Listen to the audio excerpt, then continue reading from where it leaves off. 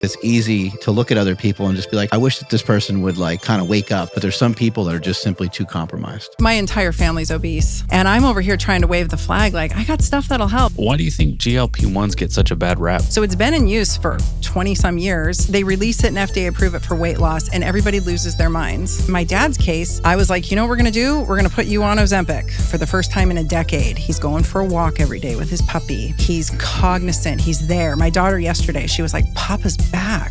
You typically have these patients do lower dose. What does lower dose look like? Here's the caveat. Those small doses don't work if they're not doing everything else. If somebody is on a GLP-1 agonist, do they have to approach protein intake differently? You have to start with protein first, but isn't that what we tell people anyway? Thanks for coming to the show today. I really appreciate you being here. Yeah, thanks for having me. I'm very excited. Your story is amazing. I heard some of your commentary on a bunch of different podcasts and stuff like that. And then our good friend Gabrielle Lyon was talking you up a bunch. But I find that whole conversation of pain to be a really fascinating one. And unfortunately, I've had many family members who've been in a lot of pain. My brother's one of them. My mother had tremendous amounts of pain. My oldest brother was kind of like plagued by, some mental illness, but he had like a lot of almost, I guess you'd say, almost like in internal pain, like mental pain. And it's just a hard thing to battle with, but you've been battling against it pretty much your whole life? Yeah. I guess when you put it that way, it has been a long haul. It really ramped up when I got pregnant with my daughter. So I was 24 when I got pregnant. And that, whatever that hormonal flux was, really sent my immune system into overdrive. And so it's been just this journey ever since trying to figure out what the heck is going on. And then interestingly, I chose pain management as my profession. So that is what I chose to take care of. Chiropractic, right? Well, I'm a chiropractor and I'm a naturopathic physician, but I ended up mentoring with an incredible man many years ago. I started as his receptionist way back in the 90s. He's the one who got me into strength training, as I was telling you earlier. And he specialized in regenerative injection therapies and pain management from a naturopathic and holistic standpoint. So injecting non-drug substances into people, neural therapy, prolotherapy, PRP, stem cells, like long before it was cool. Acupuncture as well, it was his specialty. I'm not an acupuncturist, but that world I've been immersed in since the 90s. And then, so dealing with chronic pain, taking care of people with pain, mostly acute pain, mostly guys like yourself or women who were healthy and fit and just trying to keep their joints in the game. But I had some, my fair share of very complicated pain cases to contend with. And so, yeah, it's been a really interesting, pain is very interesting. And the way that you maybe solved for it years ago is probably different than maybe the way you're solving for it now. Yeah, I used to live off of ibuprofen. Like it was ibuprofen, Excedrin, all the over-the-counter NSAIDs and aspirins. And you know better than to mess with like painkillers and stuff like that sort of deal? Or I actually had a pretty decent opioid, I think, problem when I was 18. Damn. I had my wisdom teeth taken out my senior year of high school, and they gave me this massive bottle of Vicodin. And then they got impacted, and they gave me another massive bottle. And then I ended up with a third massive bottle. And I was a teenager. I'm in high school, having no idea that what I'm getting into. And I end up on them 3 times a day for months on end. And then I end up in Germany on a trip, and I wake up in the middle of the night, and I'm sweating, and there's no more pills in my bag. And unbeknownst to me, I went into a few-day withdrawal situation, ended up with pneumonia actually on that trip. I have a history of pneumonia. And really interesting. And I was like, ooh, those are not, I cleared out of that, but I was like, looking back, that was a little bit of a close call. They hand that stuff out like candy, or at least they used to. That was the 90s. Yeah, you said ibuprofen, and it kind of had like a negative connotation to it. Most people think that ibuprofen is like, it's obviously doctor recommended and it's in everybody's cupboard. And it seems like it's not really too, I guess I'll say dangerous. What is wrong with ibuprofen? So ibuprofen is an NSAID. It's a non-steroidal anti-inflammatory. It is definitely handed out like candy. It's over the counter. There's different iterations of it. There are prescription versions like Celebrex that a lot of people are on. There's Vioxx, which, may have killed at least 45,000 people during its time. They knew that it was doing what it was doing. And what NSAIDs do is they cut off the inflammatory cascade. And when you get injured, it takes about 300 days, give or take, for full collagen production and stability to set in. It's a whole cascade. And the first 2 weeks of that, 10 days to 14 days of that healing cascade, need to go to fruition for the rest of that cascade to happen for you to end up ultimately laying down really healthy, strong, stable collagen. And if you cut it off in the first few days with ice and NSAIDs, which that's what is usually doctor recommended, right? Elevate, ice, NSAIDs. Yeah. You basically shoot yourself in the foot. And so they've known since the 90s that when you give somebody, like they were doing studies in rabbits where they would pith the cartilage in their knees and then they would give them high doses of ibuprofen and the cartilage just would not regenerate. Orthopedic surgeons know not to give ibuprofen because it actually inhibits bone healing after a fracture. And then there's a whole litany of problems that it causes within the body, the cardiovascular system, and the gut and so on. So they're really, people die from NSAID addiction, really. It's not addiction, it becomes a dependence. And then when you're on high doses of NSAIDs for a long period of time, if you discontinue them abruptly, you can have a rebound effect where you end up in more inflammation. And so it's a really slippery slope that I think, especially like college or even high school students, athletes get. We did that a lot in college. Yeah, there's a lot of NSAIDs and ice. And it's just a really bad way to train your immune system to react to an injury. Seems like it's a skill set to be able to overcome, some of these injuries and some of this pain. And you've had more complicated pain, like a systemic pain. Yeah, so it's autoimmune driven, and that's what I finally figured out. I mean, I knew there was always an immuno component to it, but to really kind of put my finger on it and go, oh, this is what's been happening. I think that's the problem with a lot of folks. So 1 to 5, up to 1 in 7 patients will present to any doctor's office for pain. It's really, really common. And I train doctors in a lot of the treatments, or I used to anyway, up until 2020 when everything hit the fan. I had hundreds of doctors I've trained in these regenerative injection therapies. And I teach them all, you have to have some tools in your tool belt to deal with pain. And it can't just be NSAIDs and painkillers. You have to have something that you do. I think this is where injections can be really cool and really beneficial. But it becomes, there's a whole lifestyle component that people don't understand. And so right now, I think stem cells are all the rage and doctors charge exorbitant amounts of money for them. I know because I did them in my practice too, but you can only accomplish with a patient with these therapeutics what their own health and immune system will bring for them. Meaning if they're a hot mess of inflammation and you take their fluids or their fat or their bone marrow out and you concentrate it down and shoot it back into them, you're just creating a bigger hot mess, right? And so it's really contingent on their overall health. And that comes down to lifestyle.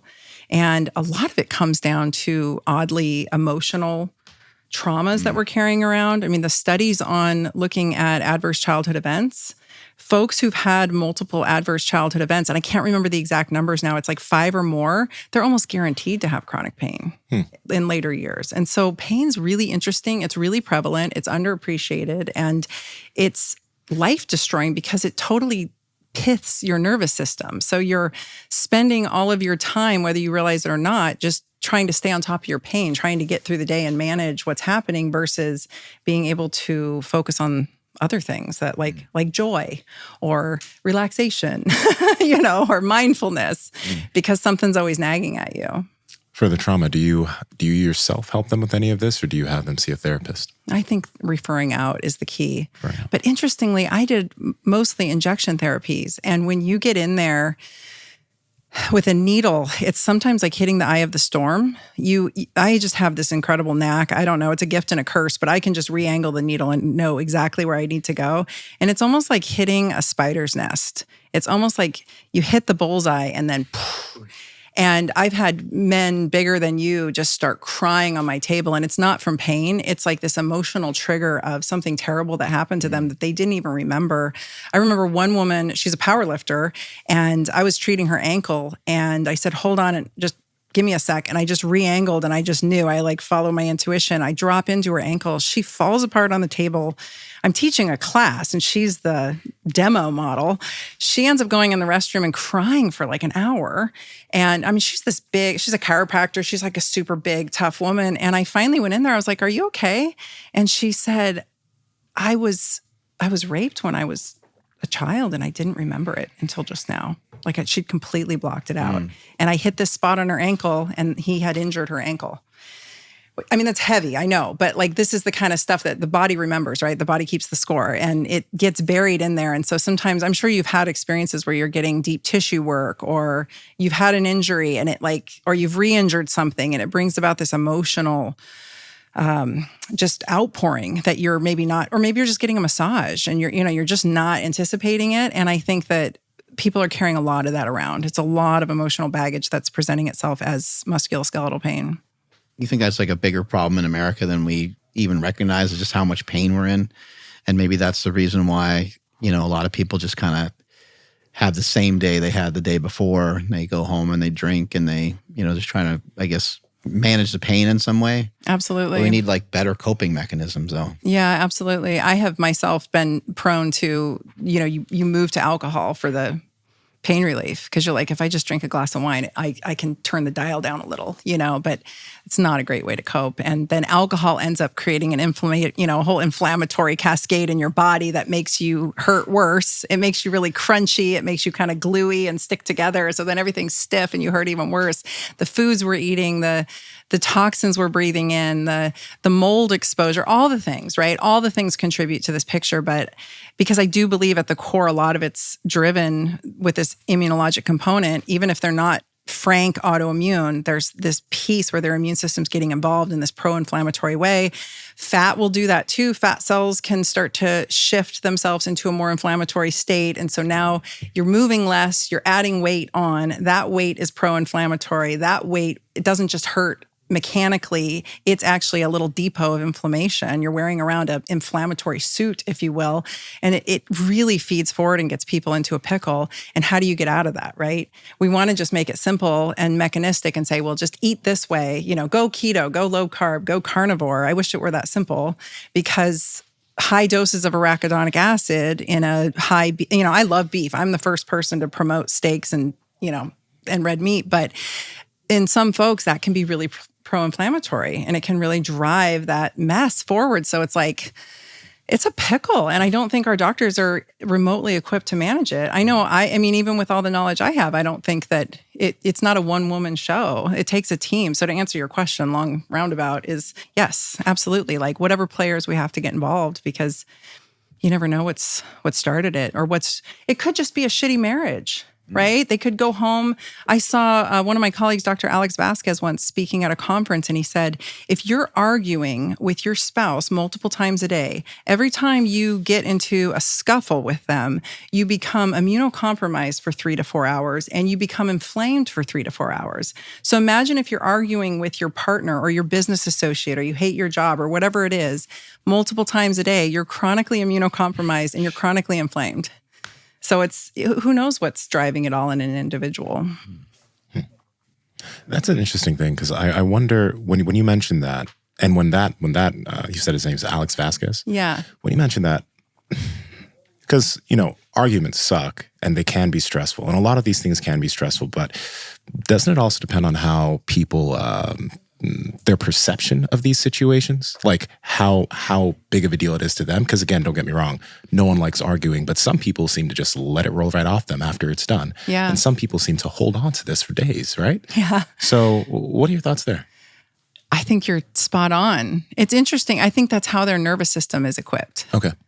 And I think, just going back to pain as an example, I think pain wears out your nervous system. So you're very easily triggered, right? True. You're just quick to, because you're just so tired. It's exhausting. Yeah. Pain is exhausting. Stress is exhausting. Fear is exhausting. I mean, we just saw the last couple of years what like chronic fear states can do to people, right? It's a really exhausting kind of downward spiral. And so, yeah, I think people become addicted. I think there's probably neurotransmitters involved, and people get addicted to cortisol, they get addicted to dopamine, and that's how they get it, right? And we see this online. Any of us with big followings, we see the people in the comments who really just are trying to start shit because that's their dopamine. And I think it was Dr. Andrew Huberman who said, don't close the loop, don't respond, because if you respond, you close the loop and they get their dopamine hit. If you don't, they won't. And so I think I always say like, pick your battles, because some things are not worth getting excited about. I'm a hyper excitable person by nature, just because I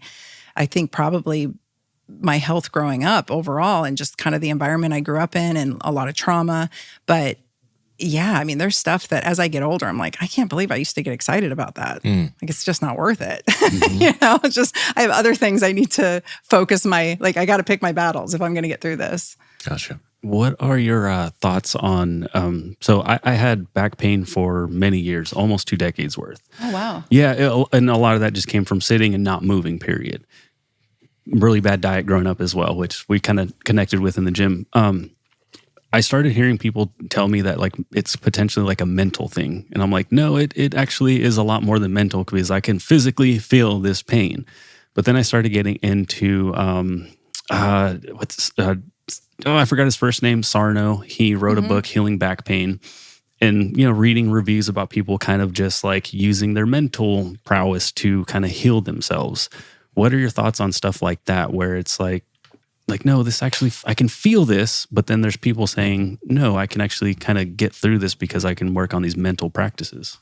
Well, ultimately, our pain registers and responds in our brain. So it all comes from the central nervous system, right? So it really is all in our brains at the end of the day. Our tissues could be screaming, but the feeling that we're getting from that is being generated by our brain. So I do think that mindfulness, awareness, and we have so many studies showing that people do better when they are being treated for pain, if they're given some kind of community program, group coaching, different techniques that they can utilize throughout the day to manage their pain, they do much, much better than if they're left on their own and told to do these rehab exercises. Like, that ain't it. That is part of it, though. So I think, and then the movement, I was just telling my husband last night, mechanoreceptors override pain receptors. So movement will always override pain. So one of the best ways to get out of pain is to move. Unfortunately, when you're in like the pickle I get myself in sometimes, is you get in such a terrible pain flare that getting out of it is, I always tell patients, like, it's going to get worse before it gets better for a hot minute. But eventually, if you stay consistent, like with anything, your nervous system will start to calm down. So I think there's ways to tap into the nervous system through movement, through mindfulness, through therapy, whatever it may be. There's different forms of therapy that work better than others. But yeah, I mean, it's all ultimately, again, just coming back to getting the nervous system to chill out. To your point of like, how do they even respond to it or take it in? Same thing, right? It's a calm nervous system. So it seems like no matter what, a healthier person responds better. So if you're in pain, do your best to start to develop some sort of healthy habits so that way, no matter what, because like prolotherapy or PRP or stem cells, or most of these things are going to stick a lot better if you are healthier or if you already have some habits in place.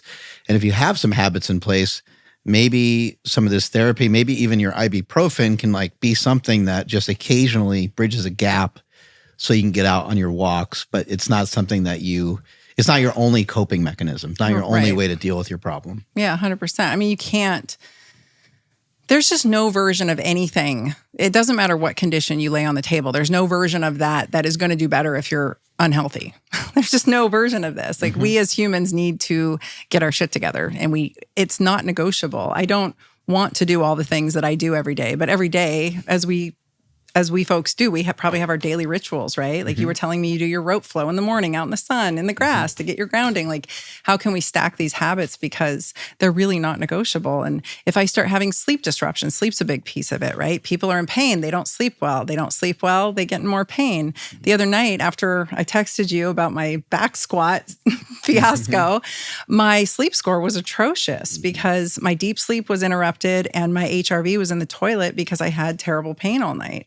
So it's like this terrible vicious loop, and we can apply these tools to these patients to help them. And I know there's a lot of different movement modalities out there and a lot of experts who really do have good techniques and therapeutics available. It's whatever the healer is gifted at, right? Like, I may not be gifted at a soft tissue therapy, but I'm a demon with a needle. It's whatever that healer brings to the table. You're a healer. You're a healer through movement. You get people to move in different ways, and that's healing to them. So those are all helpful. But if your nervous system, your tissues, your brain, if that's not nutrient dense, if you're not getting enough sun on your skin, if you're not getting enough daylight and circadian rhythm set, if your sleep is disrupted, if you're in stressful situations, like all of those factors, I call them all the things. Those all have to be addressed, because when one's off, and it's like you were saying, you go back 3 days, I do something similar. I eat pretty simply. So I know, I'm like, what did I eat the last 3 days? What have I done? What have I put in my mouth the past 3 days? How's my sleep been? I can look at my sleep score. How's my movement been? I can look at my movement journal. And I keep track of all this because it's easy to forget. And I even journal my pain. I keep an eye on it, and it fluctuates with my hormones, and it fluctuates with my cycle. And, it fluctuates if I'm with my husband's cycle. You guys have cycles. There's a week where you're a bit off every month, whether you realize it or not. For sure. There's a week. There's a week where your wife's like, what is wrong with you? I don't know. I can't express it. You guys usually just get grumpy. But I've noticed with men get grumpy and just kind of, But anyway, whatever it is, I try to look at that and I'm like, oh, okay, I can usually put my finger. I'm not going crazy. I can put my finger on something, but that's because I've built these healthy habits that are not negotiable. Mm-hmm. Would it be possible to dive a little deeper on what that conversation looks like when you're explaining to somebody that's in pain and you're like, it's going to get a little bit worse, but then you're going to get out to the other side. Yeah. And I'm hoping that, somebody's listening is in pain, so maybe we can talk to that person. But I have somebody in my life that I care about deeply, and I can kind of mention some things that they can do. But the second that something hurts a little bit more to the area that they're working on, or that's been in pain, they're sprinting. Well, they can't sprint, but they're running away from it as fast as they can move, right? Because they're like, no, that hurts. I want to do the thing that makes me feel better. And the thing that feels better is like a steroid injection from the doctor. Oh, it's, that's a disaster. It's like a heating pad, and it's not moving or then shifting around, because then that hurts and then the next position doesn't hurt. But then I'm like, if we get a little bit of movement in there, if we get some fascia release in there, it's going to hurt. It's going to feel like you're taking 3 steps back and maybe a half step forward. It's really hard because my terminology is probably way off and the way I present it is really bad. So again, what does that conversation look like when somebody's in pain and you have to explain you're going to probably go through a little bit more pain, but on the other side of that, you're going to get some relief and you're going to feel better than what you feel right now? I think you have to compartmentalize it. So for myself, for instance, there is a afternoon period where I allow myself, and I've done this for forever. I would do this when I was in a busy clinical practice. I would lay down for 20 minutes. I give myself a 20-minute, it's like a nap. Remember in kindergarten when they said, okay, it's nap time? I always loved that. I was like, yes, I gotta have a nap. I love naps. So I might be just laying down in my clinic on a treatment table. It might be laying down on the floor with my staff, putting our legs up against the wall and having a meeting briefly, but I rest. And so now I lay down on my couch with my dog, with my PEMF mat, and my puppy lays on me, and I have my whole thing. I give myself time to lay flat. I might have a heating pad out, but it gives my spine some time to decompress. I do some strategic breathing. I focus on, I might sleep. I might set my timer to take a brief nap, but either, it doesn't matter. I lay down and I allow myself to rest. I also allow myself to tell my husband what's going on, but we're not allowed to complain in my house. We don't complain. We don't have victim mentality. We don't perpetuate the cycle. Can you go to the backyard and complain? If I'm like, really, hold on, I need to complain really bad. I got a real doozy. I got to go out back. I need to tell him when it's bad. Like, I need him to know, like, I am in a lot of pain today. It's just so you know, because I get a little testy probably. But and he knows then to make sure I've taken my thyroid and my hormones and he's feeding me well, because that's important, and that I'm getting hydrated. But that's all that to say is, there's no more excuses outside of that, because I have to get movement in too. And I have to get my sleep in, and I have to prioritize my sleep, and I have to make sure that I'm eating enough. A huge driver of pain is people not getting enough protein, specifically women. I had a awesome doc. I don't even know if he's alive anymore.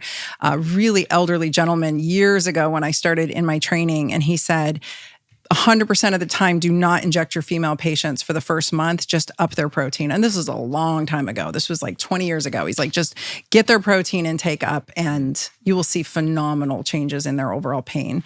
And I would say as well, hormones, even young women often need hormones. So all that to say is, we're allowed to have the pain. We're allowed to acknowledge the pain. I journal it. That gives me a chance to sort of, that's where I complain. I complain to my to my notes section on my phone of like, this is it, right? I put it down so that it's down, it's out of my head. And then you still have to do the things every day. And those are just non-negotiable. So if somebody wants to work with me, that's what we're going to do.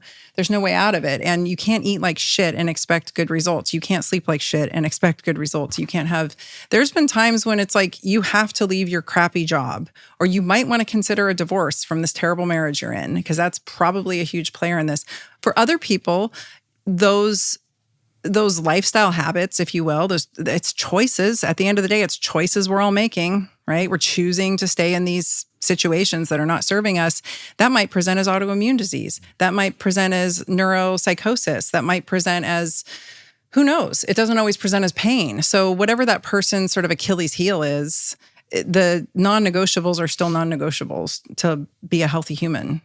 I mean, you got to do all the things to be a healthy human.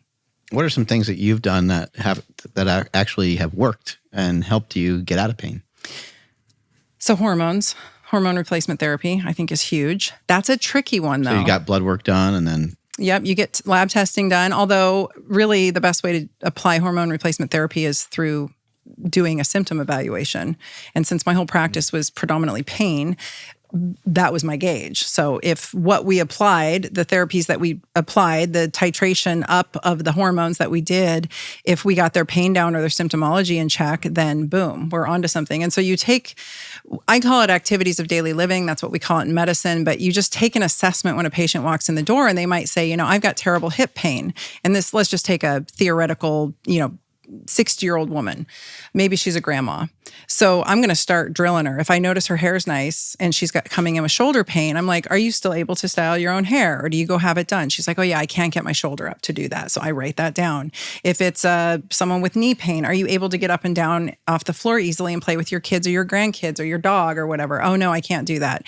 My case is like, can I go on my walks with my dogs? Can I go play with my dogs? Can I like cut and run with them and play with them and weave and dodge? So whatever those things are that matter to them, I take note. And then as I apply whatever we're doing, therapeutics, well, it might be injections, it might be hormones, it might be all of the above, then I'm going to gauge and come back to that. So they might come in and say, it didn't work. And I'm like, really? Well, this was we put it on a scale of 1 out of 10. And with 10 being the worst and 1 being negligible. And we can all do this. We can all do our own activities of daily living, whatever it is. One of mine actually is, not to be too much TMI, but like having a healthy intimacy relationship with my husband. And so he's always telling me, he's like, stop bunging yourself up in the gym, because then we can't do what we want to do, because then you're complaining, right? So whatever those activities are that are important to you, and then we gauge based on response to that. And that's everything. That will tell you everything. And then, of course, we run labs to make sure we're keeping people in safe ranges and we're not hurting them and causing any harm. But really, it's symptom mitigation and to see if we get ahead. Some of the other things are, I always refer patients out to a strength and conditioning coach who knows what they're doing. I usually try to find someone who knows how to train older people, because anyone can train a 25-year-old, but it takes a lot of skill to train somebody who's 45 or older. So if somebody has some skill in that, I make sure that they get hooked up there, because I would rather they spend their money in that gym or facility with that person than spend it on injections, because getting strong is going to deal with a lot of the mess in the first place. Making sure they have resources for figuring out how to eat. If it's not me, we thank God for health coaches and nutritional therapists and people who can support them in that way, whatever gets them motivated. Maybe they need community and accountability. Maybe they just need a meal service, whatever that is. And then, of course, like you were mentioning, therapy or a mental emotional component, whatever it is to off-gas that nervous system so that they can start to heal. And it's amazing. It might be sauna. I've had people have remarkable that for me, like being able to get into a box and cook myself is such a powerful tool for my pain. So it might be getting a new mattress. I mean, it's kind of all over the place, but finding a doctor that people are willing to work with, and it's a group effort. I'm just the cheerleader. I'm just trying to sort it out for them. You mentioned that, earlier that young women, many of them might need hormones, and then also older women too. Because some people are very against the use of most people using hormones, because many people believe that you should be able to fix some of these issues through lifestyle and changing your nutrition, et cetera. So when it comes to hormone therapy for women specifically, what are your thoughts there in terms of who's an actual candidate and who just needs to change some of their lifestyle and nutrition, etc. So here's the thing with hormones. If let's say we've got a 25-year-old woman who's got PCOS and she's having severe mental emotional issues and terrible acne, for instance, that's very common, right? She'll go to her MD and her MD is going to give her a litany of options. Usually, there's usually some IBS there too. That she's going to get put on meds for her gut. She's going to get probably put on an antidepressant. She's going to be offered the birth control pill. It's all a mess. I'm going to test her hormones and I'm going to give her hormones if she needs it. The thing about hormones and the way that I believe, and I feel this way about GLP-1s and other peptides as well, is that you use them as a tool to get the person to feel good enough to do the thing. Okay. So my dad, for instance, is, it's a long story, but he is morbidly obese and he's been so for a long time after several head injuries. Traumatic head injuries will lead you into hormonal disruption. So any of you guys that played contact sports are probably looking at low testosterone levels at a young age. It's not uncommon, right? It'll present itself in all different kinds of ways that we can skate around with nutrition, lifestyle, and pharmaceuticals. But really, at the end of the day, you throw a little testosterone on there and things get really, really nice. And then they feel better so they can go back to the gym and they quit hurting themselves, et cetera. But in the case of my dad, I actually ended up, he really needs some testosterone. It would be just phenomenal for him. But with that kind of adipose on your body, testosterone goes rogue. We don't want to be putting testosterone or estrogen, I believe, in bodies that are really inflamed. And say goes rogue, what do you mean? It can start to go down the wrong pathway. So testosterone, for instance, will aromatase into estrogen in the presence of a lot of belly fat. Okay. In women who are really metabolically unsound, a lot of women in middle age, unfortunately, predominantly most women in middle age, the majority of them are overweight or obese at this point. Estrogen can start to go down pathways that are not favorable in the long run for cardiovascular and, cancer risks. So we want to clean up the metabolic milieu. In my dad's case, I was like, what we're going to do? We're going to put you on Ozempic. Straight up. And it's been about a year and we went very slow and low, but I kid you not, for the first time in a decade, he's going for a walk every day with his puppy. He's cognizant. He's there. My daughter yesterday, she was like, Papa's back. Like he actually has conversations with us now. He participates. He doesn't eat himself until he's sick. That was his only goal at a family meal. Now he actually eats and conversates and he's moving again. And then so he starts asking me, he's like, what should I do next? Right? His brain's working. His ability to make choices is back. And so he's starting to ask about, he's starting to be cognizant about the foods he's choosing to eat instead of the food running his life, things like that. And so it's not my job to judge somebody and say, no, you can't have this until you do this. I do make male patients sign a contract for testosterone saying they will do X, Y, and Z because we don't want it to go down those pathways where it starts to aromatase. If a guy's drinking heavily, he's rocking the belly fat and he's not going to the gym, testosterone is not a good option, right? But they need it to get started. So it's a dance with the patient. And I think that takes a strong doctor with good boundaries and it takes a patient who's motivated. But sometimes we can't get that motivation where we need it to do all the things because that's a big list that we've been talking about. Those are changes that happen in time. You can't eat the elephant in one bite. And so I really love hormones when needed. And that could be any age, depends on what their labs or their symptoms are. And then we apply it in a way where we're working with the patient because we ultimately want compliance. But we can't always get compliance. If you've got somebody with really low thyroid or really low adrenal function, they can't chop up vegetables and work out. They feel like complete shit, And so we give them a leg up. And this is where I think a lot of these therapies come in. Unfortunately, a lot of doctors are just giving the leg up and not doing any of the heavy lifting with the patient. But we got to do all. It's got to be all of it. It's a team effort. If you're someone that's taking supplements or vitamins or anything to help move the needle in terms of your health, how do you know you really need them? And the reason why I'm asking you, how do you know, is because many people don't know their levels of their testosterone, their vitamin D, all these other labs like their thyroid, and they're taking these supplements to help them function at peak performance.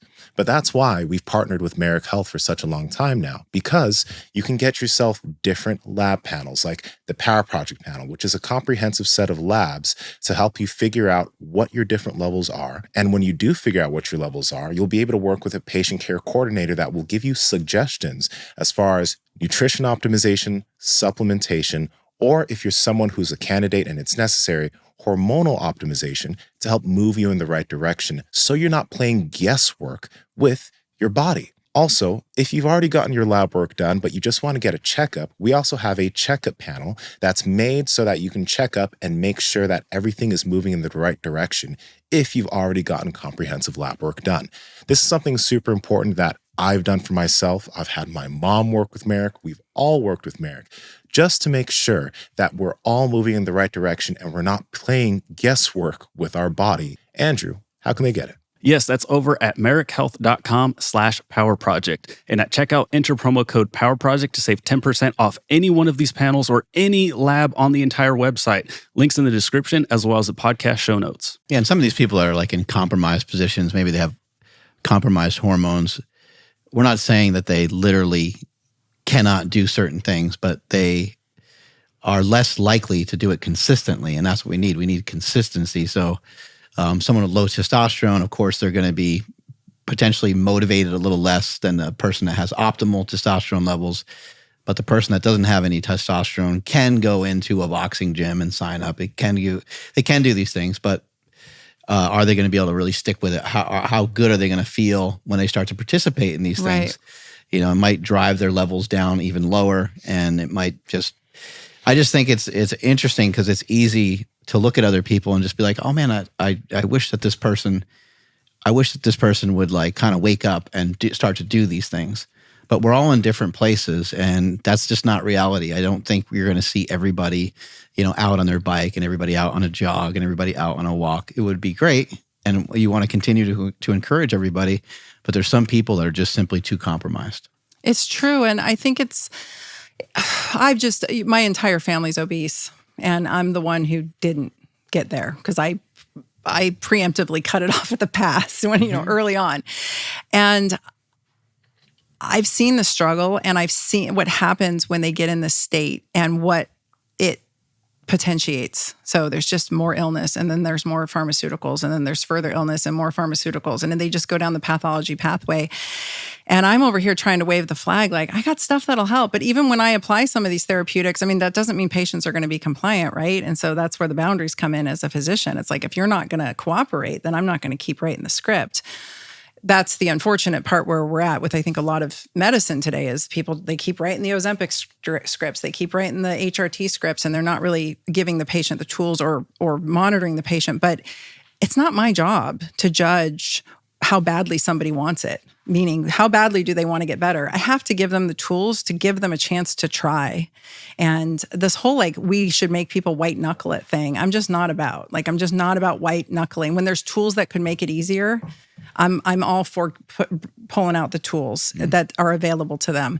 I saw a woman in the airport today in the restroom, and she was a tall woman, quite obese, and really shaky on her legs on a cane. And she wasn't old enough to really be that shaky. And who knows? Who knows if she's had a terrible traumatic accident? Who knows how she got there? I always say, it's not my job to judge how you came in, how you got to my office.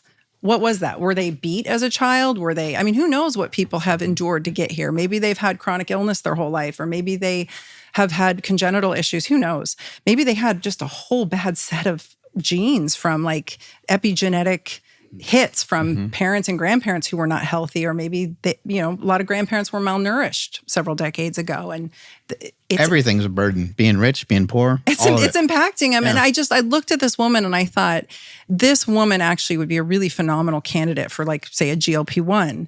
I bet it would make a tremendous difference for her to get the neurologic benefit and to get the weight off. And I wonder what that, I see people, I'm not judging, I'm just looking and thinking, gosh, this woman looks like somebody that could really use some help. It would be very helpful for them if they had this kind of information, because she just looked miserable. And you see people walking around looking so miserable, and they don't want to be miserable. I don't know how to get them motivated all the time. I'm not Tony Robbins, but I do know that I can at least make the tools available and say, here, let's give this a try. And that's where I'm at with it. A long answer there is I'm just not into white knuckling it. And I'm certainly not into watching people struggle through low hormones. Low hormones, as you age, you might as well have one foot in the grave, in my opinion. If you're a male and your testosterone's low and you're 45 and you're starting to pack on belly weight and you hit 50 and now you're on a blood pressure med, now you're on a statin, you're looking at type 2 diabetes and stroke or dialysis down the line. So like, let's get some testosterone in there and let's get them on the right path, but they need to be strength training. That's the thing people don't realize. The strength training part does more than just put muscle on the body. It actually triggers all of these metabolic pathways that help glucose uptake. So we get the GLUT4 receptor to the membrane to uptake the glucose to make the cell more efficient and to get the mitochondria working well. And it's not just about insulin. Everybody wants to make it just about insulin resistance. There are multiple ways to get the GLUT4 receptor to the membrane to bring in that glucose to make that cell more efficient and to give that body energy. And strength training kind of knocks off the big ones. So exercise, actually squeezing the muscle, the active contraction of the muscle. It's not just eat the protein, pack the muscle on. It's phenomenal if people really understood the biochemistry. So I'm like, this is non-negotiable, you guys. Like, you have to squeeze your muscles. Even if I think about Diamond Dallas Page, you probably know him. Yeah. Have you ever met him? Yeah, I know who he is. I have never met him, no. He's such a character, but he has that program. And it's like where you create a tremendous amount of tension in your body. I think his program is phenomenal. You create tension and it's the squeezing of the muscle. BDP yoga. Yeah. It's the squeezing of the muscle that really gets a lot of these metabolic pathways revved and gets your mitochondria going. Let's go. So this is where the strength training is like, it's non-negotiable. Got to find a way to get them in the gym. Got to find it's usually the coach. It's usually the strength and conditioning coach that gets them motivated. They start to feel strong. It does something for their mental psyche. They realize they can do this. I think the help, finding ways to get them the help, whether that's a group program that they can afford, maybe it's something online, maybe it's a community online. I don't know. There's so many different options now. Trying to get somebody to white knuckle it with YouTube videos at home probably isn't it. But the internet experts will tell me that it's all about calories in, calories out. I know. I'm like 1980 called. They want their busted theory back. Yeah. Why do you think the like Ozempics and that type of prescriptions have been getting such like a bad rap? Because it seems like they came out and it was a little like, oh, we're not sure what's going on. Even though, like Mark pointed this out recently, like they've been around for a very long time. Yeah. It's just now we started utilizing them for, in this, what we're talking about right now, weight loss. They came out, they got popular, and then all of a sudden we're starting to hear stuff about like muscle loss and stomachs freezing and this and that. So like, well, is that really the only thing that's like the reason why they've been getting such like a bad rep lately? Well, they've been in use safely. The generations of this peptide category started back in the 2002, I believe, was when exenatide came out, used safely in diabetics. Now, when they originally discovered it in the 90s, they sort of put it to bed. It was actually like an orphan drug. They decided to just forget about it. The GLP-1 agonist, yes, they did discover it in the Gila lizard venom, but that's not what it's made out of. They found it there. They also realized at that time, though, very early on, that it had neuroregenerative properties. It just happened that they ran with the type 2 diabetes.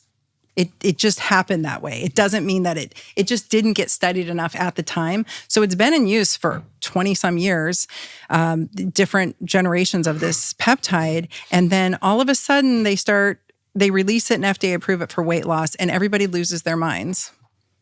So you can decide why. I have many theories, but I just was like, this is like, why are people freaking out? And so I started researching it and realizing like, yes, this can be done very wrong. And cranking somebody out on crazy high doses and expecting it to be a monotherapy and expecting anything good to come from that while they're not prioritizing their, protecting their muscle. Monotherapy, what's that mean? Just single focus on here's your just one thing? thing. Yeah, good luck. There's never one thing. Yeah, so they just give them the high dose of Ozempic and say, good luck. And even lifting, lifting weights is not just one thing to be there's no healthy. one thing. There's not, you don't just walk, you don't just lift, you do both, right? Like you do all the things. Got to do a bunch of shit. All the things. All the things. I need a t-shirt. Yeah. So yes, you crank them out. And here's what happens in that scenario. They get put on incredibly high doses. They get tiered up very quickly. Their metabolism, it actually does heal the metabolism. And I've done podcasts about this before on my own show. But without getting into all of that, so it's healing, regenerative, and anti-inflammatory, but in these super high doses, just like any other peptide. But imagine, so insulin's a signaling peptide hormone. Imagine if you got cranked out on high doses of insulin, you'd die. We wouldn't blame the insulin. We would blame the management and the dosing. And so this is happening for people, and they get put on these very, very high doses. They're not taught any of the other things. They're not doing all the things. They're not prioritizing protein protection or muscle protection through protein macros and strength training. And then now they're in a terrible mess. So they just went from overweight and inflamed and metabolically busted to really, really thin, like they look like melting candles, right? They end up in this terrible position. Now they've lost all their muscle and the peptide is abruptly withdrawn. That's just a disaster. And that's what's happening every single day with people. They're getting put through the paces that way. Also, people who get gastroparesis, let's just say the group most at risk for pancreatitis, gastroparesis, and some of these other big concerns happen to be folks who are diabetic and overweight. So folks sitting in the obesity category and in the type 2 diabetes, especially the longer it's gone on, that hyperglycemia state is so devastating to the vagus nerve. It literally starts to destroy the vagus nerve. They start to get gastroparesis. It's usually not diagnosed. They're told they have GERD or reflux. They get put on Pepcid. And really what's happening is their function of their stomach neurologically is starting to become very compromised. Now they're cranked up on a high dose of a peptide and they're thrown over the edge, right? Things will throw you over the edge. If you hit patients too hard, too fast with anything, you'll throw them over the edge. You can do this with estrogen. You put a woman on estrogen who's really low progesterone and you don't compensate for that, she can have a terrible experience. You can do this with progesterone. You can put somebody on a high dose of progesterone and not give them the estrogen they need, and things can get, it's the ratios. Things get really out of balance. I've seen this with thyroid hormone. You put a patient on thyroid hormone, but you do it too quickly and you don't support their adrenal system. They end up bonking and hitting a wall. So there's a way to do this elegantly. And I think it's, all of those things need to be taken into consideration. It's not just a one-shot wonder. Mm-hmm. So you actually mentioned a few times how you typically have these patients do lower dose. So what does lower dose look like? Because, many people are interested in hopping on some of this and using some of this for their weight loss. If they go to a typical doctor and a doctor prescribes them X, how do they know if it's too much? It depends on the patient, because sometimes, like in the case of my father, I think folks who are more metabolically compromised and who are more overweight tend to need a higher dose, generally. I'm shocked at how we have slowly titrated my dad up, but even at these, he's not at the max dose by any means, but even at these higher doses, he still hasn't complained once of a side effect. Okay. So my strategy is, it's individualized, personalized dosing. And I cannot give you a straight answer on here's the algorithm, because there isn't one. Yeah. It's applying the dosage that is tolerable to the patient, titrating them up until we reach the goals, and they're short-term and long-term goals for almost everybody. Let's give an example. For myself, my short-term goal was I wanted improved cognition. I wanted my immune system to calm down. I wanted my pain to go down. And I did have about 15 pounds to lose that had packed on while I was in terrible pain. My long-term goals are to keep that weight down, but also more importantly, just to keep the benefits of the peptide up. So I did get all of those benefits and I want to maintain them for the long run. We titrate them up and we keep them just shy of symptoms. We don't want any side effects. Mm-hmm. We don't want any side effects at all. We don't need any side effects. A little bit sometimes we'll see with a little bit of they might get a little burpy. When I start to see that, if they start complaining of it too much, we go back down. So here's the caveat. Those small doses don't work if they're not doing everything else. They just don't. They don't work. And I've seen in the last year, I've watched a few patients just chew right through it. So they keep drinking, they keep eating the junk, and now they're like, I need a higher dose. I need a higher dose. I'm like, no, you don't. You need to get your shit together because you are getting yourself to a higher place. And do you guys know who Dr. Ben Bickman is? Yeah, he's great. We've had him on the show. Oh, I love him. He's been talking recently. He's making a very important point, which I've read about, is that GLP-1s can actually induce adipose hyperplasia. So when you're young, you are building fat cells. When you hit a certain age, you stop making fat cells and you start filling your fat cells. And it's the hyper-filled fat cells that become really inflamed and they become insulin resistant, and you really get into a pickle then. That can be, that's kind of the difficulty that people have a hard time coming out of. A lot of mitochondrial compromise, and then those fat cells aren't working so well anymore, and they're really messing up your immune system and so on. That's where a lot of Americans are. The devastating part about childhood obesity is they're making fat cells and they're filling them simultaneously. And those kids are really looking at a lifetime of struggle. Like, that's a very challenging position versus a child that was raised and ended up lean, or was lean as a child. And even if they got heavier as an adult, they have a much better chance of losing that and keeping it off. The obese child is sitting there with, lots of fat cells, and they're getting filled up. Anyway, back to the GLP-1.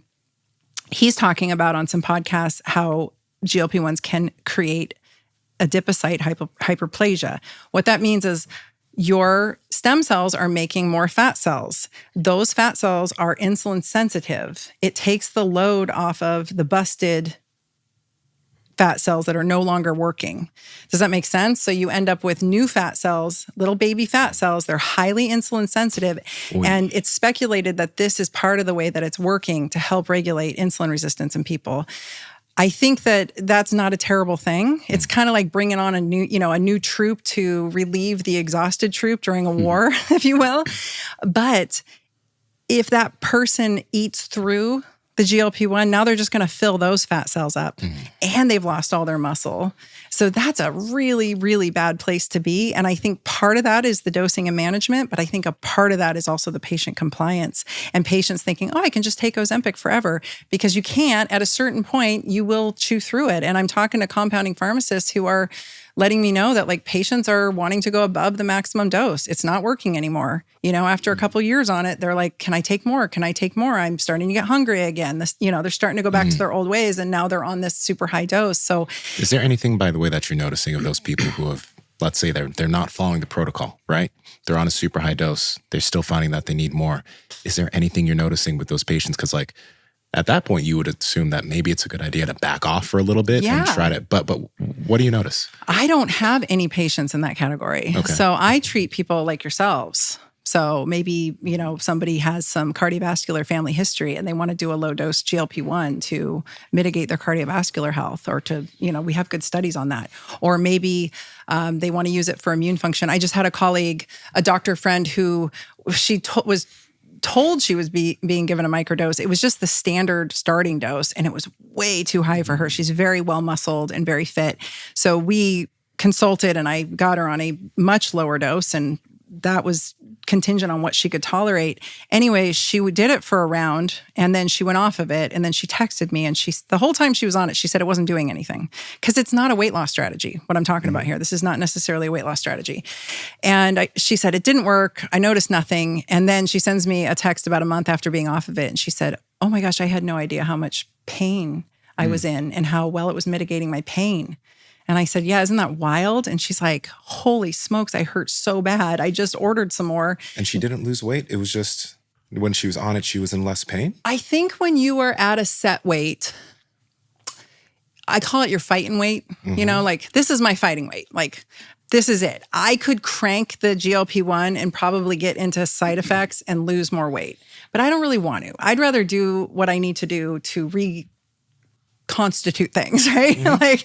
I want to change my body. It's not a body composition tool. That's what other things are for. There's other peptides, but also that's what strength training's for, right? When we want to change our physique. It just makes you a smaller version of what you are. And so for her, she really didn't, pushing past her fighting weight was going to require, I was like, that's not where I consult. Yeah. You need a different girl for that. Call someone else, because I'm not that girl. I'm not here to tell you to crank the dose until you get into nausea and you don't want to eat, and then you're going to force weight loss through crushing your appetite. That's not what I'm talking about.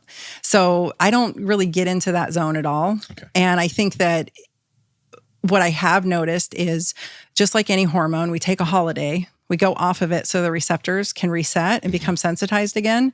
And then it's really important that the person using the peptide, any peptide or any hormone for that matter, get their lifestyle factors in order, because then they can come back and they can usually tolerate and have good impacts with a much lower dose. Does that make sense? Yeah. Like it's just responsible. Like be responsible. This isn't just a forever get out of jail free tool. Any tool that same thing with hormones. My patients who were really metabolically compromised just needed higher and higher doses of hormones. I've seen that with folks with blood pressure medications, with antidepressants. They need higher and higher doses because their lifestyle is atrocious and it's not working anymore. I'm like, well, it's not working because you're not doing the work. Yeah. So it's a dance with the patient. I think a lot of people deal with what's called food noise. Just like they're super hungry, they're maybe they're stressed from the day, and they're kind of end up with this, stress eating and eating their feelings and so on. And those things tend to be habits that tend to be like in a loop, right? Where you kind of continue to do. And it seems like these medications can help lower some of that noise and make things maybe just seem a little more clear. I've heard some people say, oh my God, I didn't even realize how much I thought about food. Yeah. That's like, I think that's pretty cool because there's a lot of people that are suffering that are really stuck. I think it's all noise, actually. What we're seeing is it's kind of all noise. So I've had people report back that they were no longer online shopping the way that they were. I noticed that I get myself into like a cortisol loop. I'll get upset over something and then I will feed forward to get myself more upset. And it becomes sort of a chasing the cortisol dragon, if you will. Yeah, what does someone do when they feel sad? They play a sad song. Right. And it's like, well, why wouldn't you play a happy song? It breaks the loop, though. Yeah. I don't find myself getting caught up in, like, again, going back to the pick your battles, I don't find myself getting myself caught into the battle. I'm just like, meh.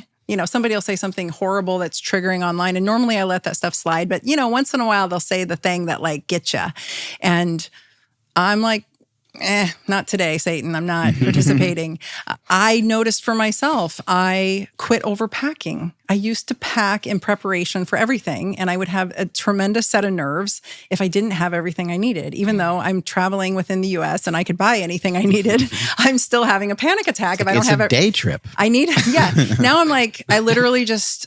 One of my goals was to get myself into a carry-on only, no matter how long the trip was. And I have nailed it every single time. It's been phenomenal. I've had people tell me they're no longer doom scrolling on social media, completely broke their social media addiction. Not to mention, and they're studying this, alcohol cessation, smoking cessation, opioid cessation, just that noise and whatever that person's noise is, right? For me, it's not food, but I definitely have my own noises and things that I get myself looped into. And people just...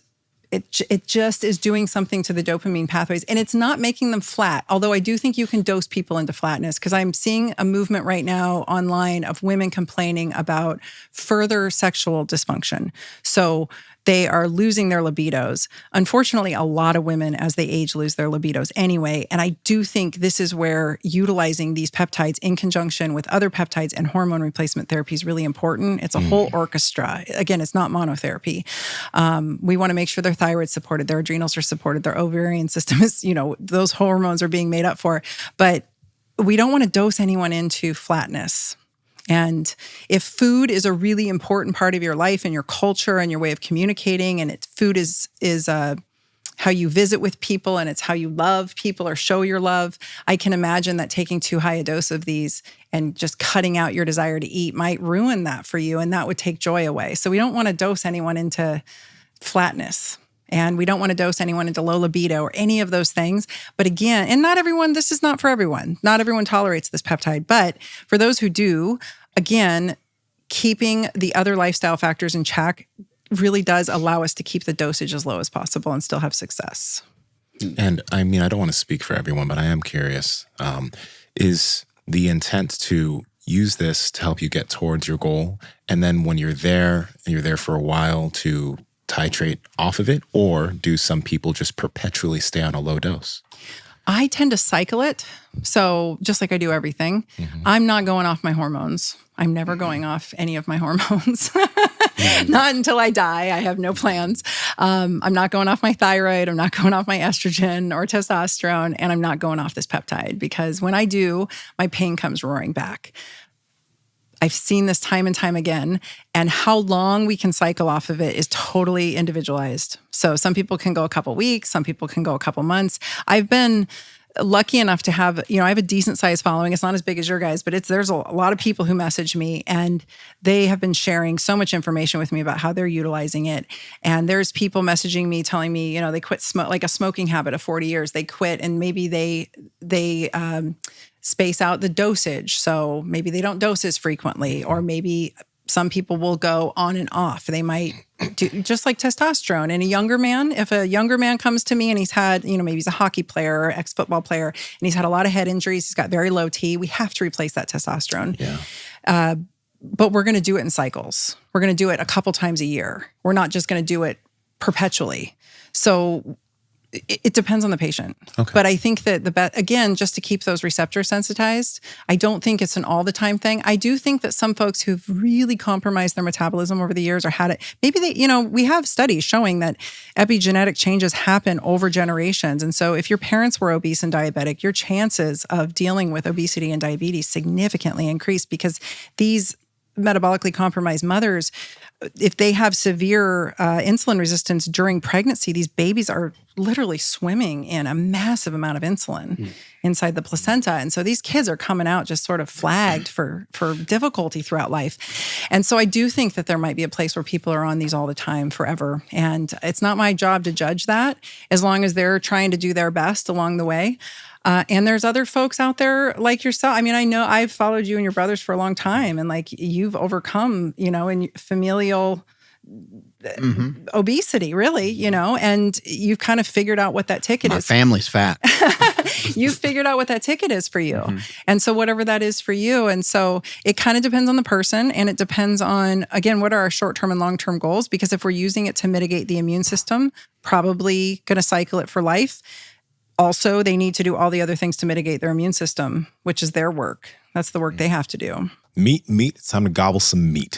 Good Life Proteins. And all jokes aside, Good Life Proteins is an amazing spot to be able to get your Piedmontese beef that has amazing ratios of protein and fat. So you get more protein and a little bit less fat for every single cut of steak.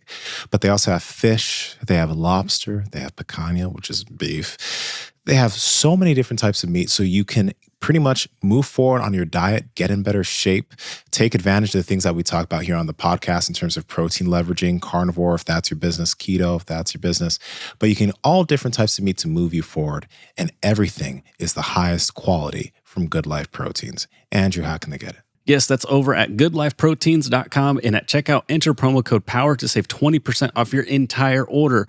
Or if you want to save even more, use promo code POWERPROJECT to save an additional 5% off your build box. Again, goodlifeproteins.com. Link is in the description as well as the podcast show notes. On this podcast, it's just a rule of thumb, definitely not written in stone.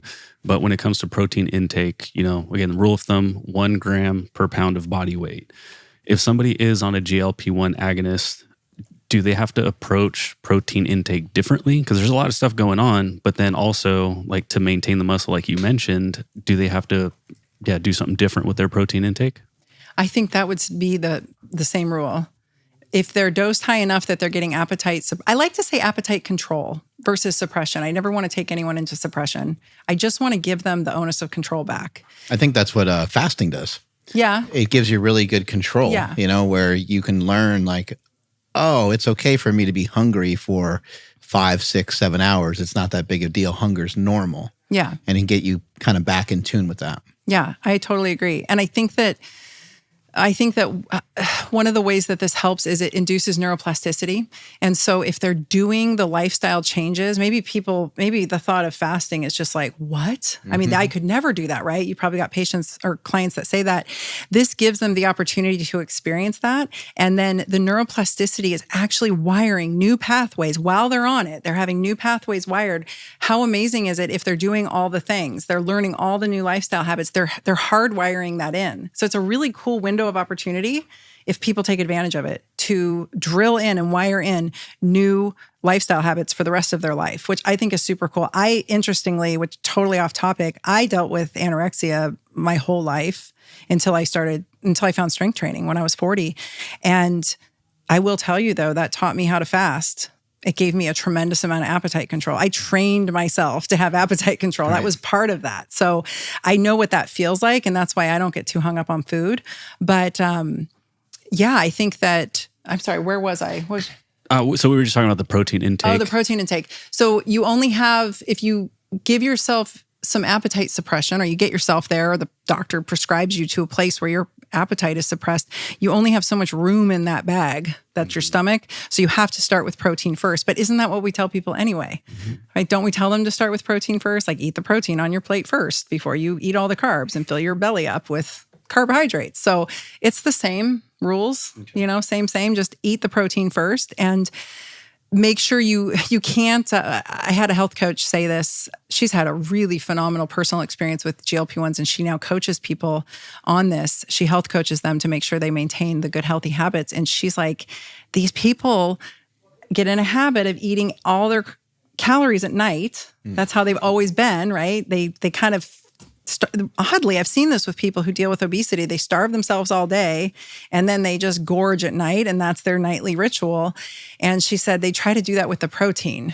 So they wait all day instead of getting it in incrementally, and then they try to hit their macros at 9 o'clock at night. Like, that's not going to work. You cannot eat a bunch and go lay down. You're going to get GERD. So I think just making sure that you prioritize it, you make sure your eating window is kind of, set in stone, and you stick to it. Doc, I'm kind of curious about this. When I'm thinking about, again, everyone's different. Everyone's going to use this for a certain period of time. But what do the financials on some of this look like for people? Just because, and I know it depends on insurance, so that's just such a general question. But I think about, what someone's going to need financially to be able to manage, obviously, the lifestyle changes, then some of these different drugs that are probably something that they really need. What are the options for people that aren't that well off? That's a great question, and I get that asked all the time. Here's where we're at. For one, if we're doing really small doses, now this is, I think, what got me in trouble and got me deplatformed. So this does not go on social media, but I use compounded. I've always used compounded medications in my practice. And I didn't realize that doctors weren't using compounded medications. That's just kind of how I was raised up in medicine, was that we have compounded medications available for people who need different dosages than are available from the brand name. And so it allows us personalized dosing of all medications that we can have. Not all medications can be compounded, but what we can do more personalized dosing. The dosing strategies I'm using are really reserved for those who are metabolically sound. And the dosages are very low, and it equates to, if we're talking semaglutide, we're talking $30 a month. Okay. And potentially being able to get off of a lot of other medications that they're paying for. The HRT, I know that can get spendy, and I know that I've been called elitist and all kinds of names for talking about it, but there are so many telemedicine companies out there now available for men and women where you can get peptides and hormones for really reasonable pricing, or you pay a reasonable monthly fee. I realize that's not available to everyone, but I can't solve all the world's problems. But I just think there's innovative ways, and I'm seeing all kinds of, I get contacted by all these companies, and so many cool startups are coming around from, I just saw a group of tech guys who had their own health issues, and they kind of figured it out for themselves, and then now they want to make it mass available at a reasonable price point. So you're looking at a couple $100 a month, give or take, depending on what all you need. But it's not cheap, for sure. Yeah. And it's not available to everyone. But I do think, now I will say, there's some folks, like I mentioned, who may need higher, more standardized dosing, and that's their microdose, that's their low personalized dose. And their insurance may be covering the pen. And now we're starting to see studies come out showing efficacy and safety with cardiovascular disease. Like the SELECT study that came out last year was really phenomenal. 20% reduction in major cardiovascular events in overweight and obese middle-aged people. These people did not have type 2, although I would argue they were probably headed there. But they, for the case of the study, were obese. Then the argument came out, well, wouldn't losing weight lead to better cardiovascular outcomes? And so that's what everyone argued after the study was done and published. They reanalyzed the data and looked at it and realized that the benefits to the cardiovascular system were independent of weight loss. And that has allowed now Medicare, it was approved for Medicare for cardiovascular disease, although most doctors don't know that and it's like pulling teeth to get doctors to prescribe it. So there's ways, there's avenues. And I think the more that we get these good studies published, and we're starting to see, we're having studies being done on Alzheimer's and Parkinson's. And I think the more that those drop, the more insurance coverage we're going to see and the more access we'll see for different conditions. So it's a bit of a weave and dodge. I think for me, it's always about empowering the patient. If I can empower people through education, I have a course where I do that because I want them to have all the knowledge so they can come armed to their doctor's visits and have an educated conversation. This is the way I've always taught my patients, was like, here's the information, here's the studies, now go talk to your PCP. Like, you have to go be your own best patient advocate. And the only way we can do that is through education. So I'm grateful for you guys having me on to talk about it, because I think there's just opportunities here or potential benefits that are being overshadowed with the clickbaity headlines and the obesity bias and just that whole nonsense argument even in the functional medicine community of just like hating on Ozempic. I'm over here saying, whoa, there's piles. I've got a 35-page document of all the studies I pulled up in the last year showing really incredible potential in a whole variety of categories throughout the body that, you know, there's some potential here. This peptide might be, I think it's one of the most exciting things I've seen in medicine, honestly, since I've been in medicine. What would you say are like, because you've probably heard it all at this point, but what are some like the top 2 reasons why the functional medicine side of things thinks people should stay away from Ozempic? Well, I think a lot of the online influencer functional medicine docs have something to tell you. Okay. So their thing instead of that makes sense. So I see that a lot. You know, before Ozempic, it was hating on hormones because you don't need hormones. Let me sell you my herbal proprietary blend that'll balance your hormones naturally. You know, I see a lot of this coming out of the functional medicine community, and it's something I've had a beef with for decades. And I'm a chiropractor too, as well as a naturopathic physician. In the state of Oregon, we're primary care physicians, you know, board certified, licensed, and we can prescribe. And this has been like the age-old thing with my chiropractor buddies. They're like, I'm going to support someone's adrenal glands and thyroid naturally. And I'm like, I'm going to prescribe them thyroid hormone because it gets the job done faster and it's a lot cheaper. So, you know, it's always that argument. I think the other reason is I think there's a lot of obesity bias. I don't know what it is. It's been really interesting to be on the receiving end of this and to have come out and continually try to talk about this, because the more people give me shit, the more I feel like not backing down and the more I feel like bringing it. And it's been wild watching it. It really reminds me of like 2020 days, like what was going on in 2020. You know, people just really having a strong, firm, they all sound like, I don't know if they're bots or what, but there's like a lot of parroting happening of just the same sentences coming out of people's mouths. And it doesn't matter if you present them data or not, they'll argue it. And are you talking about like just eat less, just work out? Eat less and move more. Okay. It's like white knuckle it. Eat less and move more. White knuckle it. And I'm over here saying, okay, but I'm not even trying to have a conversation around obesity. I'm trying to talk about all these other potential benefits. And yet this is where everybody lands and really wants to dig in and dig their heels in. So I don't know. The docs I know who can prescribe it and who think it's phenomenal. Mm-hmm. And none of them are having problems with side effects, and none of them are having problems with gastroparesis or pancreatitis. And yet that's all you hear about in the media and on the clickbaity titles and on the videos that the health influencers are making. So I think it's personal bias. For some reason, I don't know if it's obesity bias or it's like they think people are lazy, or the way to get over obesity is just this really like dogmatic, you know, just this really narrow, it's such a complicated conversation. And they're over here like, just eat less and move more.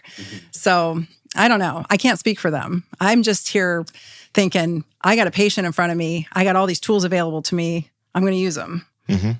Yeah, these new drugs they're wild. And if they can be helpful, it seems like we're in a pretty compromised spot. So maybe we need them. Yeah, you know? Right? I know. Look at the world around us. Like, it's not going in the right direction. It's crazy. I saw the other day there's a drug that is supposed to mimic you running a 10K. Oh, my goodness. I was like, I don't know exactly like in what way. It was like, I think it was in New York Times. I think our New York Post is where it was. I don't know exactly what it's supposed to mimic, but there are a lot of... probably mTOR, probably like there's a lot of peptides that are mimicking like, or they're helping with like mitochondrial function. They are assisting you with LAKE. There you go. I guess that's what it is. Wouldn't it be cool though if folks like us used those to optimize?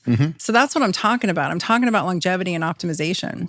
Because in medicine right now... Some of it sounds crazy, but if you know, Dr. Peter Itia, who's one of the most sought after people in the world, was using rapamycin for years, which is a drug that someone would take to allow for like a liver or kidney transfer or heart transfer, which just sounds crazy. Like, why would you take this drug? But it did have, at least at the time, he felt it had some impact and effects on, or he thought it was going to have good health outcomes. Who knows if it did or not, but... It has incredible longevity benefits. Yeah. But we've got, I think, two conversations. We've got the medical model of unfortunately, most Americans are falling into the heavy pathology model. I'm over here talking about those of us who've gotten to our age and we're like, we just need a little tinkering.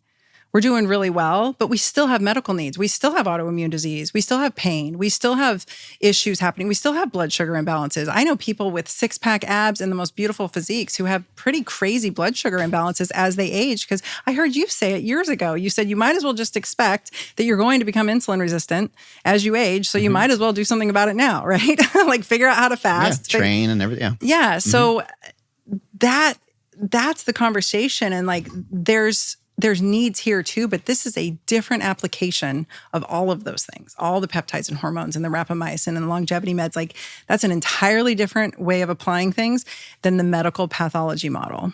And unfortunately, most people fall into this model and everybody wants to talk about that, which I understand, but it's a different conversation. I think that's what's so confusing about just health and nutrition in general, because what you advise for one person, it has to be different for another. And I think we're starting to see that more and more in the compounding pharmacies and things like that. I think are super important. The TRT clinics and all this stuff, I think, to help people optimize and try to figure out exactly what's going to be right for them, I think is really important. I think Gary Brecka has shed some light on some of these situations where he's saying, and who knows who's correct and whatever, but he has a decent... it just sounds like it makes sense that we're all a little different. So these people over here, maybe they methylate B vitamins better, and maybe these other people have trouble, and maybe that's why these people have trouble sleeping, and X, Y, and Z.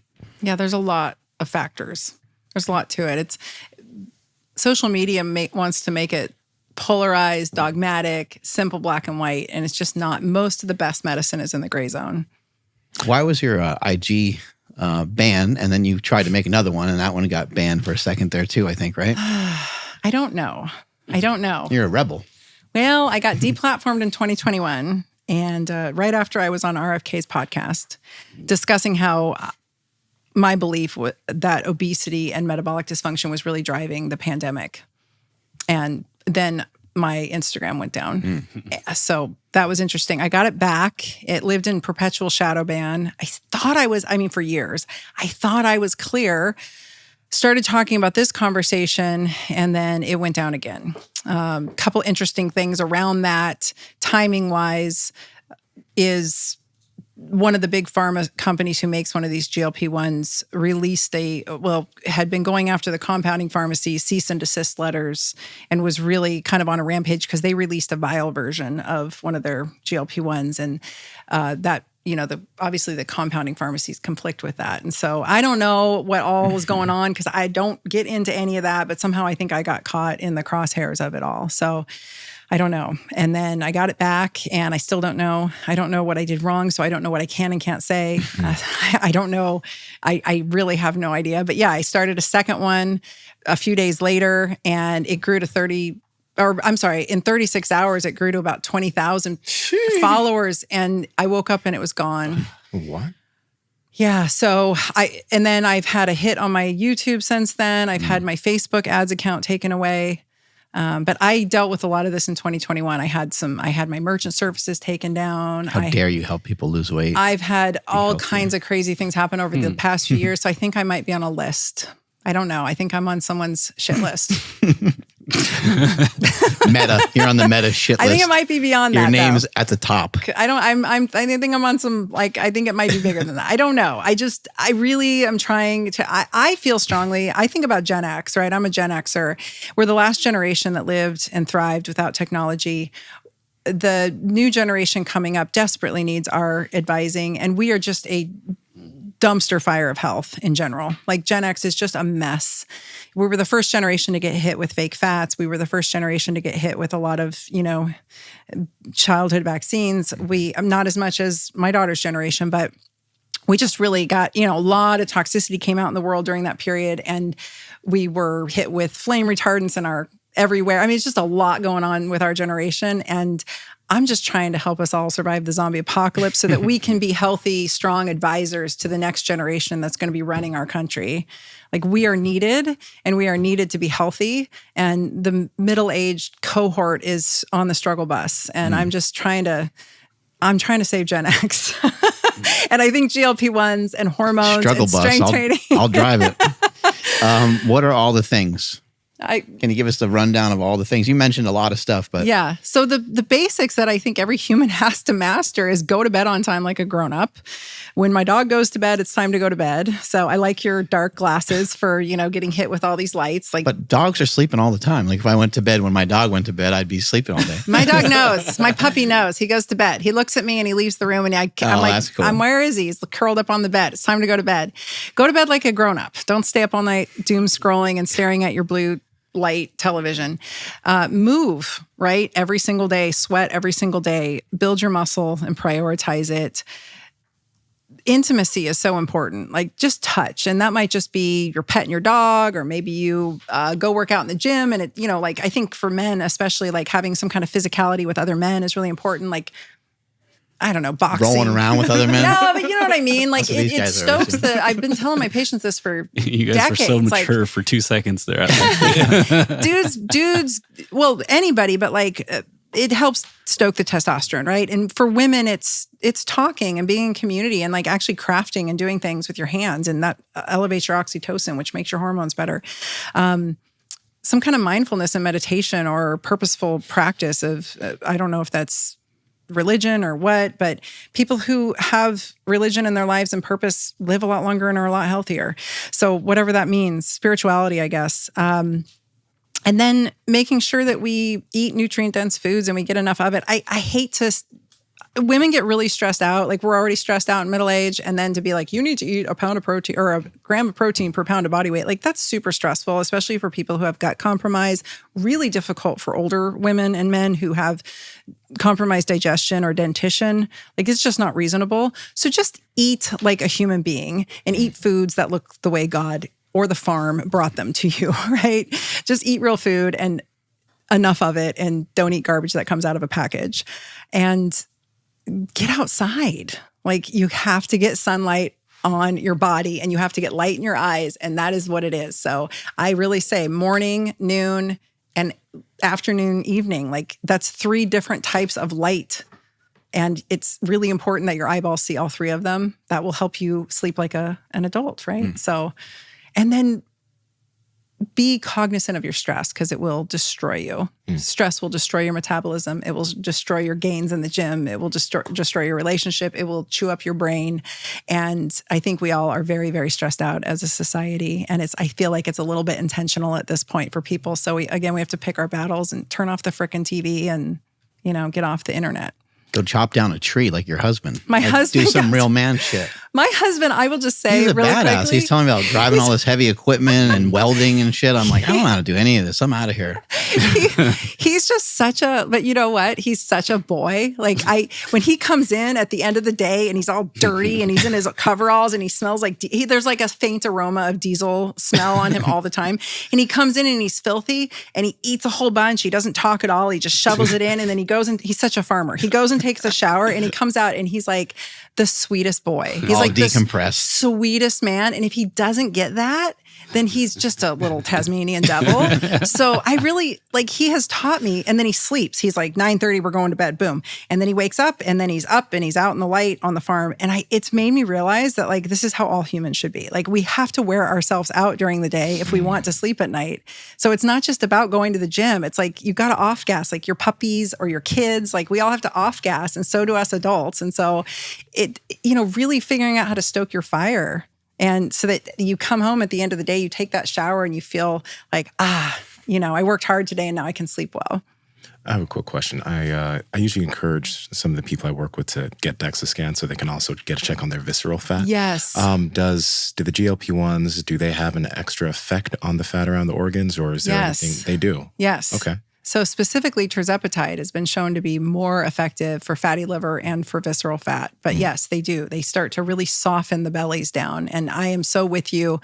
I've had so many patients where I'm trying to tell them that their labs are trending towards insulin resistance. Like, maybe there's no frank markers there that are screaming high, but I'm like, this whole package adds up. It's like a choose your own detective novel. You got to put it all together. I'm like, all of these markers together are very suggestive. And then we look at your body. I can just look at them, right? Like, we've got the protuberant belly. I can tell there's a softness to the tissues. There's not a lot of lean mass. And they're like, no, I'm fine. I'm like, go get a DEXA scan and we can talk about if you're fine. I'm not going to say anything. And then they get the DEXA scan and they see it for themselves. And I just tell them, it's for your visceral fat. But it's for so much more, right? Yeah. So I'm like, just go get the DEXA scan. And they come back and they're like, oh my God, what do I need to do? And suddenly compliance is right there. So yes, I think GLP-1s are awesome. And actually, I just had a good friend share his DEXA scan with me, and he was in utter shock of because he goes to the gym every day and he does those fast-paced, lightweight classes and he wears himself out. And I was like, oh. So he does his DEXA and I was like, yeah, do the DEXA. It was at the gym. He said, should I do it? I said, yeah, fuck yeah. So he does it, and I looked at it and I said, okay, this is what you need to do. This would be 1,000,000 times easier if you went on a low dose of GLP-1. Like, it just makes everything that much easier. What did he see with himself that was so shocking? Just high visceral fat, low lean mass, high percentage of body fat overall, just not what he was expecting. And, it's a really good gauge objectively for people to see where they're at. And also for me, I am pretty hard on myself. I grew up in Southern California. Like, I don't know. It's like, I have body dysmorphia and I get a DEXA and I'm like, I'm doing pretty good. I'm doing a lot better than I thought I was. So I think there's utility on both sides. It just really gives you a nice objective measurement. I think they're great. They are x-rays, I will say, though, so people should probably not be irradiating themselves as much as they are. I see people getting DEXA every month or every 3 months, and I'm like, you're getting hit with radiation. It may not be a lot, but it's cumulative. So just be aware of that. Like, in the gym culture, there's this movement towards like lots of DEXA scans to really motivate their clients. And I'm like, maybe... I say twice a year. Yeah, maybe twice a year, maybe once a year, I guess in maintenance, I would say once a year, but I think they're awesome. And they're pretty readily available at this point, right? Yeah, there's DEXA fits everywhere almost. Brilliant. Yeah. Strength is never weakness, weakness never strength. Catch you guys later. Bye. Well, that was a good close.